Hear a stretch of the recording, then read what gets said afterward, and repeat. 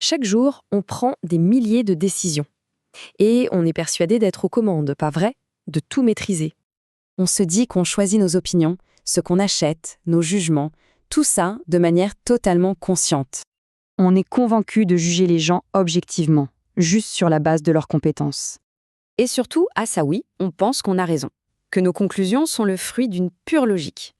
Mais et si c'était faux? Et si en réalité, la plupart du temps, on ne décidait de rien du tout?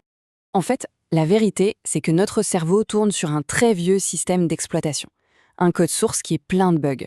Et ces bugs tournent en arrière-plan, sans qu'on s'en aperçoive. Et ils pilotent nos choix. Bon, pour comprendre ces bugs, il faut d'abord jeter un œil à la machine. Alors, allons-y, plongeons dans ce code primitif, celui de notre cerveau de survie. Il faut bien comprendre une chose, notre cerveau n'est pas un ordinateur logique conçu pour être ultra précis. Non, c'est un ordinateur de survie. Il a été programmé pour prendre des décisions en une fraction de seconde dans la savane, pas pour analyser des tableurs Excel. Et pour aller vite et économiser l'énergie, il utilise ce qu'on appelle des heuristiques. Ce sont en quelque sorte des raccourcis mentaux, des chemins de traverse pour la pensée. Ce qui est dingue, c'est que dans 90% des cas, ces raccourcis sont super utiles. C'est ce qui nous permet de fonctionner au quotidien.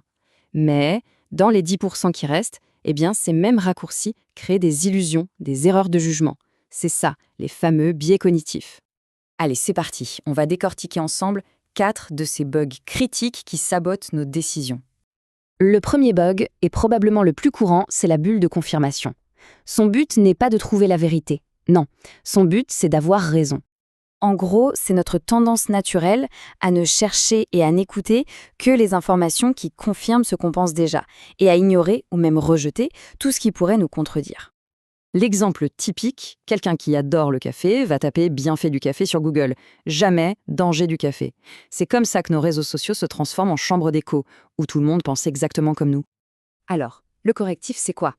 Eh bien, il faut faire l'effort de chercher activement ce qui prouve qu'on a tort. Se poser la question « et si je me trompais? Qu'est-ce qui pourrait le démontrer ?» C'est contre-intuitif, ça demande un effort, mais c'est le seul moyen. Ok, passons au deuxième bug. Celui-là, c'est un grand classique du marketing.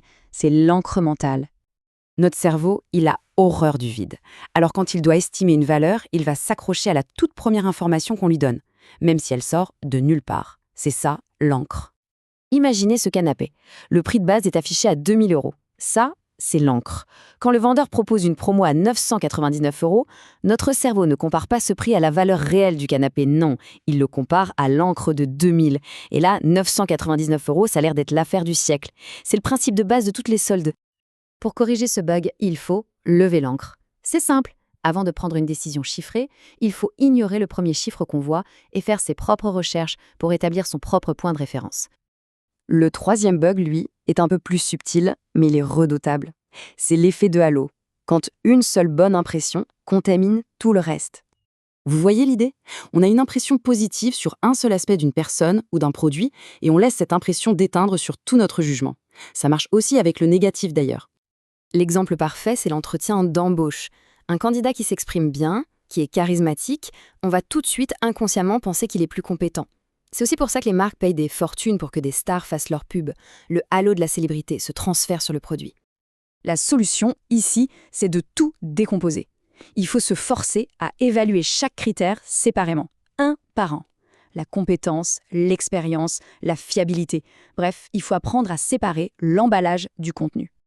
Et enfin, le quatrième bug est sans doute le plus paradoxal. On l'appelle l'effet Dunning-Kruger, mais on pourrait aussi le surnommer le pic de la stupidité. Ce graphique explique tout. Regardez, quand on commence à apprendre quelque chose, notre confiance est au maximum. C'est ça, le pic de la stupidité.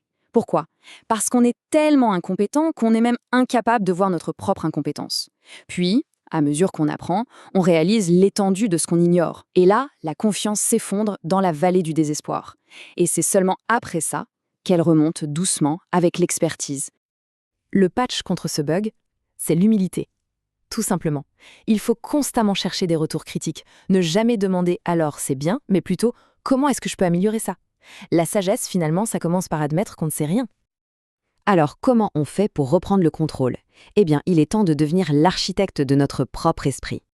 La confirmation, l'ancrage, l'effet de halo, Dunning-Kruger, attention, ces bugs ne sont pas des défauts personnels.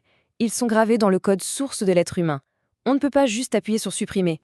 Mais ce qu'on peut faire, c'est les connaître, les anticiper. Et c'est ça, le point crucial. La vraie intelligence, ce n'est pas de ne pas avoir de biais.